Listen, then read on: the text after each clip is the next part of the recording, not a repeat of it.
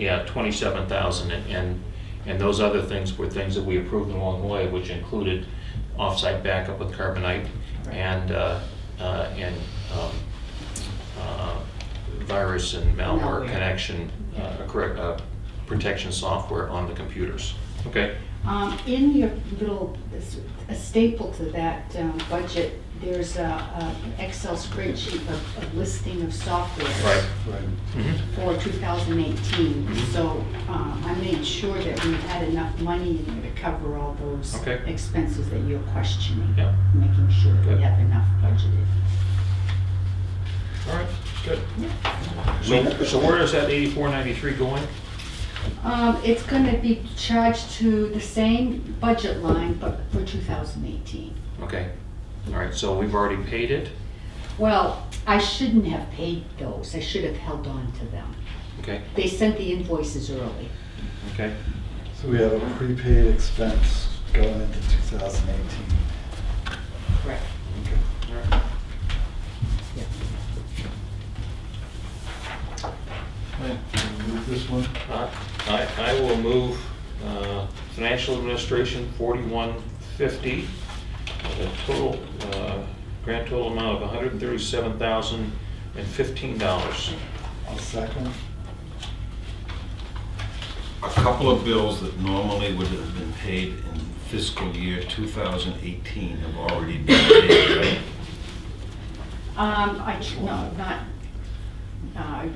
There are some that have been historically paid in the previous year ahead of time. There's some things that have been. Has that happened this year?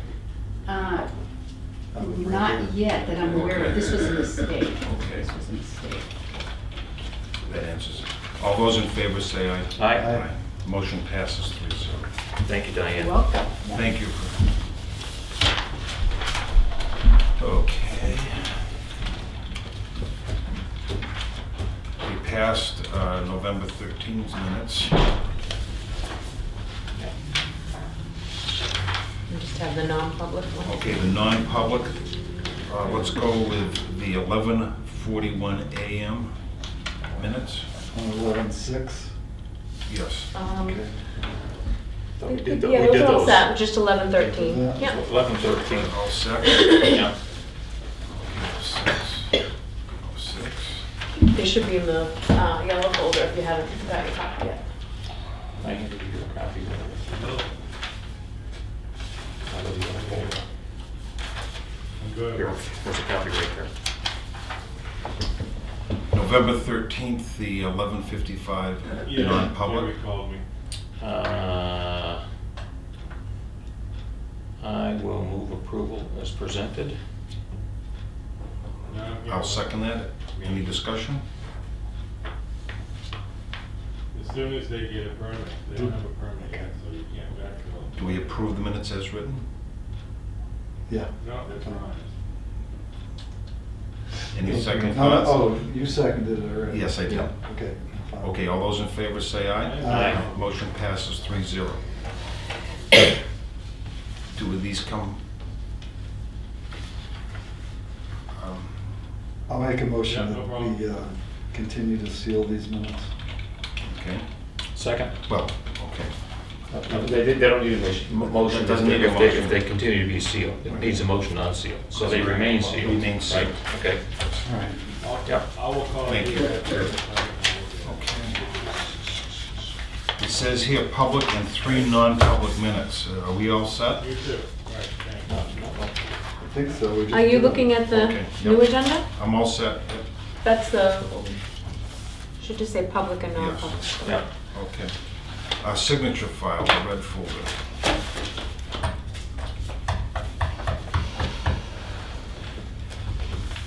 This is from the planning board. These are member appointments to the Tufton Borough Planning Board. Tony Triola has requested appointment as a member to the planning board for a 3-year term. In addition, Sue Wingate has requested to move from full member to alternate on the planning board. I move approval of the appointment of Tony as a full member of the planning board. I'll second it. Any discussion? All those in favor say aye. Aye. Aye. Motion passes 3.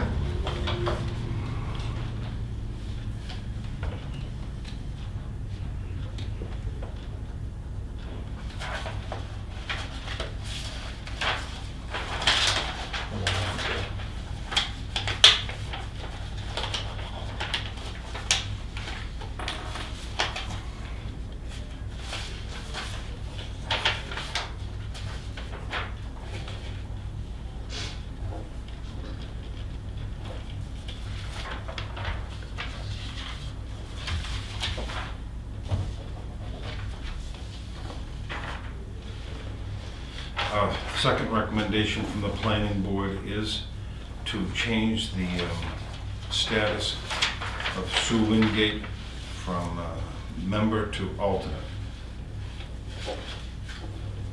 Do we need a motion? I thought we just had a motion. Okay. For Tony you did, but not for Sue. Oh, I'm sorry, my motion was to cover both of them. Oh, but, okay. Yep, that's fine. Thank you. That's why I thought too. Okay, sorry about that. Yeah. Amended agreement between Lakes Region Planning and the town of Tufton Borough for professional services. This is for the master plan, right, Bill? It is, and I'll, Go ahead.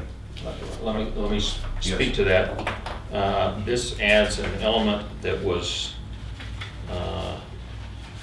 missing from the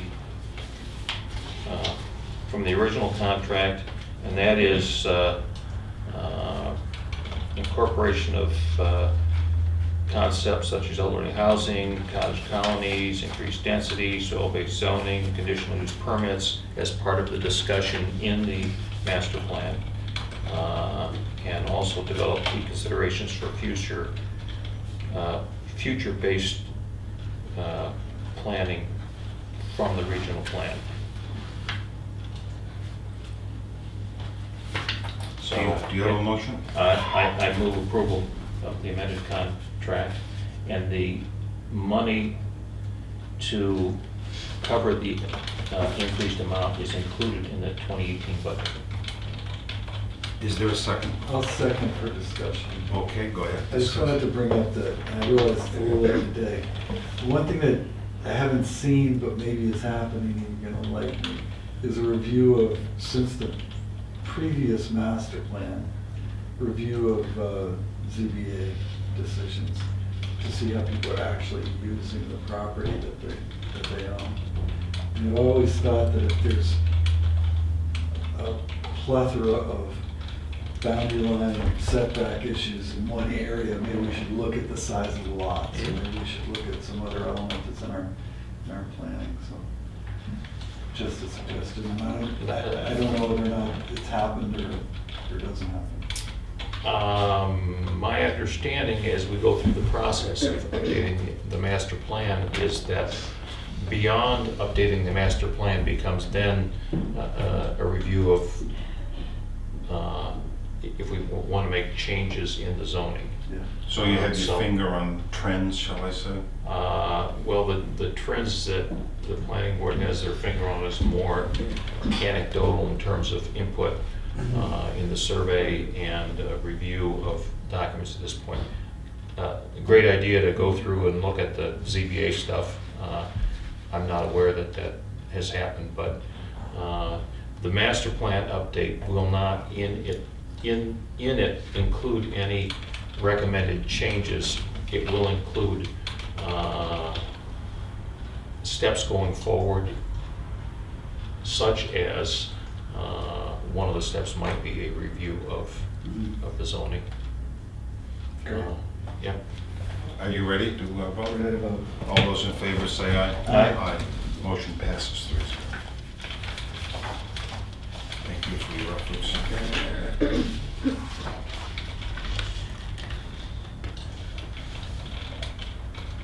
I changed it so I spell my name correctly. No big deal. Yeah. No big deal. How do you misspell wood? Lloyd, Oh, L-L-Y-O-D. W-U-L-D. Yeah. Next is continued business. it's C-O-U-L-D. Which would you like to deal with first? I'll be happy to talk about the Diesel Emission Reduction Act grant. I had a call from the gal that's running that grant program last week, Liz Strand, and they had 7 applications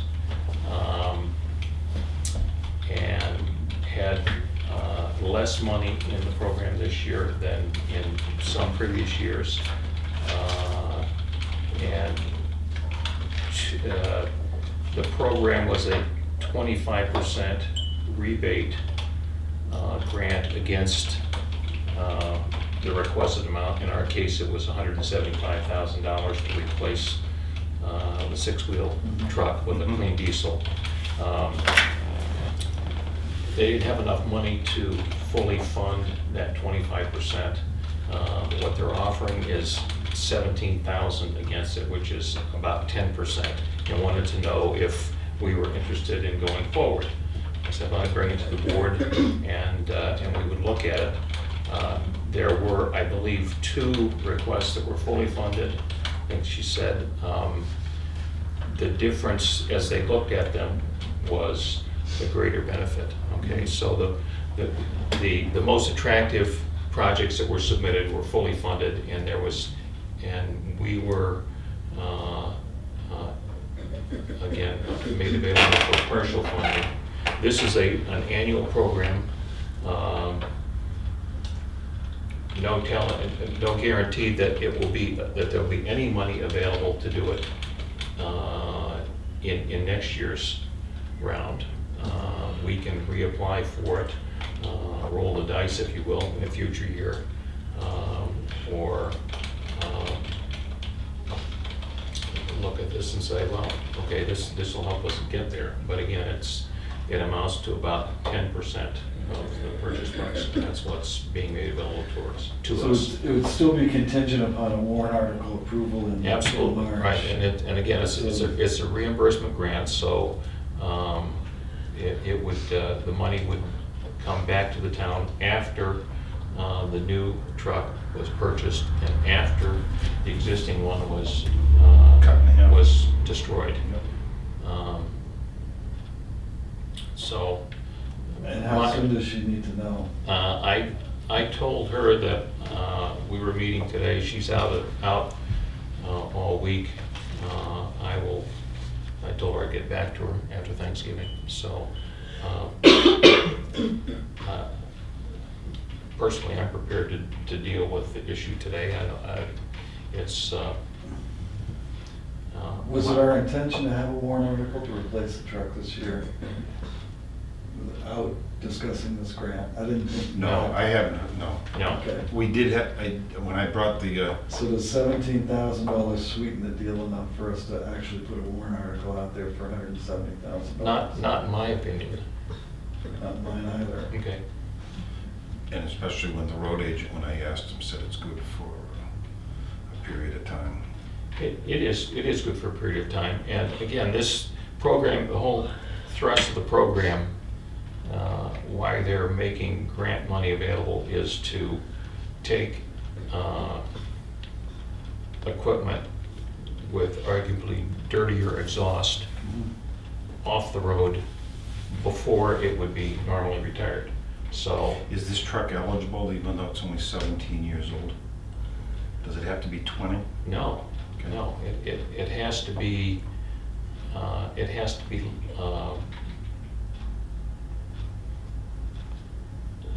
less than, it has to have been placed in service after, was it 1995 or whenever it was?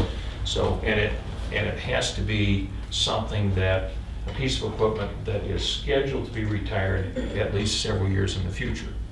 So the whole idea here is, you know, the town is looking, we'll have to replace it eventually. With a sweetener, you replace it early, you take the particulate out of the air earlier. Can we couple the $70,000 that we got from the state for anything to do with road maintenance and highways? Is that an interesting strategy? Does that sweeten I- anything more? I think that we have a better place to put that money than on the truck at this point. Just my opinion. And we have a big issue, probably will be a warrant article being the library, so Yeah. we need to be cautious, right? Yeah. Yeah, I think we take our chances at 17.5. Maybe it's there, maybe it isn't there, but it's not a great loss if it isn't. And I don't think we're ready to, If it were 25 or 35%, like it is for some projects, then, like you say, that might be sweeter. Yep. Yep. All right, Okay? so Yep. I will, and I don't think it'll be a great surprise to her. That's reasonable. Next item is health reimbursement accounts, HRA. I'll go get Diane for you. we had a chance to chat about this on Friday while I was sending checks. Mm-hmm. And I had a list here, I don't know if she shared it with you, employee contributions. And then an example that an employee did, the historical on she or he took this year's expenses, experience, projected them to the new insurance plan, and then looked at what the net increase was gonna be on that particular plan. Thank you. And it came out to $1,570 more for the employee. Which brought us to a discussion about how much of the gross savings do we put towards the HRA? Because we're gonna save, I think, close to 60,000. It depends, I mean, if you're gonna use the 2017 rates or the 2018 rates, I didn't know. We're gonna- How you're no, gonna look at No, it. you have to look at it from what we have paid to Okay. what we are going to pay. So it'd be the 17 rates against the Anthem 18 rates. So it's a net savings of $77,965, If you're using the 2018 rates, right? right? Yep. Right, I'm Okay. sorry. That's Right. what I Maybe didn't know, I misspoke. didn't know how you were gonna, So What would we our have to pre- pay our versus what we premium, are our going to premium pay? will go down from what we paid in 2017 by $36,599, right? That's an actual reduction. Right, right. It will be less by almost 78,000 from A projected what cost. it would have been if we stayed with the old insurance plan. But So in order to keep the employee reasonably the same, given that increase in the out-of-pocket, I think that doubled, and the increase in the co-pays, which more than doubled from 15 to 40, I believe. Currently, or previously, we funded the HRA, the health reimbursement account, to $8,500. $250 for a single, $500 for two people, and $750 for a family.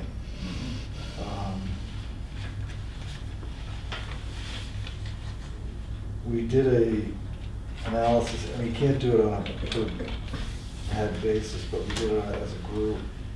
And it looks as though we need to lose about $14,000 of that net savings to keep people in. And even then, it's gonna be a little more expensive than it was last year for our employees. I have a question. The savings account, are people given a card, or do they have to come into you and, they get a. is it card. any more work for you, the savings account? No, it's not gonna be any more than it has been. It's not. And if I'm an employee and I don't use everything in my savings account, it goes back to the town, right? Correct. you got two different things here, all right? So health reimbursement account is what we're talking about. Yes. That is money that we as a town put aside and the employee can draw against up to their limit. And anything that isn't used, that's left over, expires at the end of the year. It works for both accounts. But the flexible spending account is money that the individual puts aside. Correct. And if they don't use it all, they will lose it as Right. well. It goes, it reverts Right. to the town. Yeah, the only way that would be otherwise is if we had a high deductible plan. We don't do that, correct? High deductible insurance plans, Yeah. the FSA doesn't sunset. It just stays there forever, and as long as you spend eligible expenses, yes, Okay.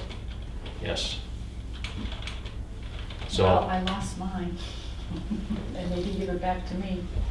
okay, well, all right, at any rate. Well, we That- can always, we that's- can, we That's, can. that's moot, because it's not part of the discussion here, Right, but. I mean, we can always check that later. Yeah. It's not a big element of the total out of pocket. Mhm. Really, it's $4,830. Yep, So, long and the short of it is, for instance, the individual gave us a expense list for 2017, I believe. Correct. And the total out of pocket and the total expense type. Under the new plan, at the old HRA, would spend $1,570 in addition out of their own pocket. And even increasing the HRA by 1,000, that person was still gonna be $570 more out of pocket under this new plan than under the previous year. So everybody's participating. That's assuming that we wanna capture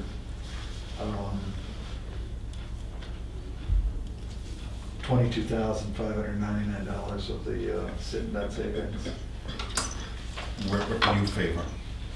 Well, I think one thing that I talked to Diane about, and I may have mentioned it, was if our notion is to create a trust fund for future increases, this might be a good way to start out with. This is the first step, right? 20,000 or 22,000 in that.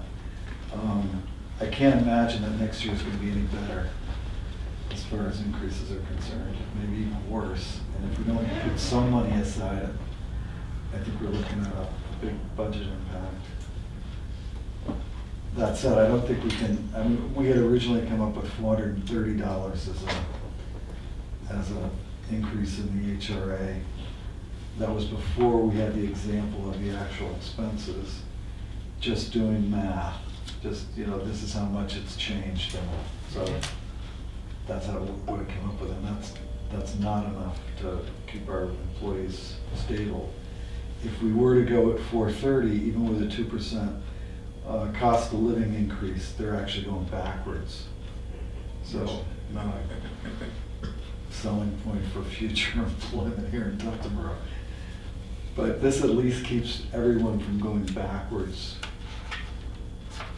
Yeah, even the people with a lot of out-of-pocket expenses. There was one example, and we'd have to really look at that to make sure that that person didn't go any further backwards, but. I have three thoughts. First of all, our healthcare plan is the bronze plan, and the bronze plan for definition means you, the employee, ultimately pay 40% of your health costs. The second point is, I think we have traditionally thought of our employees are our number one resource. The third thing is that if we take your figures, which I happen to agree with, we're still actually saving, this line comes in a little bit less than last year, so. Yeah, 22,000. Yes. Mhm. 24,000. So it's working in the right direction. Yes, it is. But I don't think that we can assume that might just be money. I think we need to find a place for it that makes Yes. sense, which Yes. we'll have further discussions on it. What are your thoughts, Bill?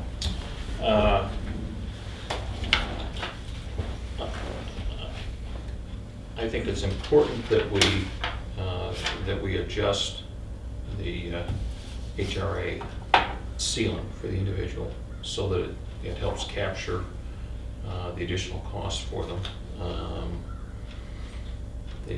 The whole idea of the trust fund for the future, that I think is another discussion. Sure. Only because, and if we're not gonna have it now, then it doesn't happen for another year because it has to be budgeted someplace. But I think it's important that we adjust that line item in the HRA up to accommodate, again, it's a snapshot of what might be, okay? So for somebody that has higher usage, that has particularly more, let's say, physical therapy visits, physical therapy line, as I remember, goes from, the copay goes from like $15 to $40, that sort of thing. So it isn't perfect, but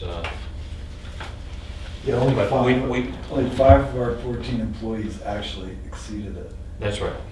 Yeah. So what are you suggesting specifically with respect to individual usage ceilings in the HRA? Well, what I had come up with, and obviously that's what we're talking about Right. debating, would be $1,250 for a single, $1,500 for two-person, and $1,750 for family. And what would that work out to total for our cost? $22,500, And what do we pay this year? $8,500. So it's a significant increase, but We're still under. And it's a balancing act of taxpayer money and our employees. I'm comfortable with it's it. not adversely affecting the budget. But Right.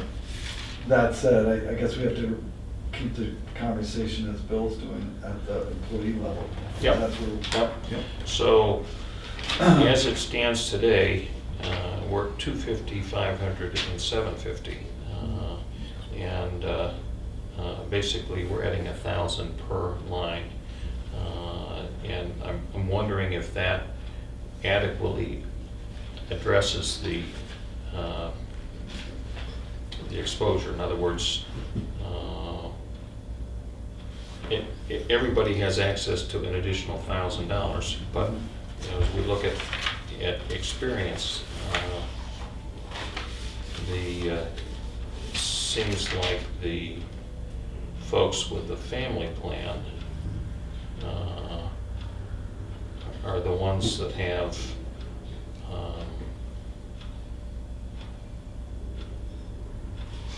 that use the most, as you might expect, beyond the ceiling in their HRA.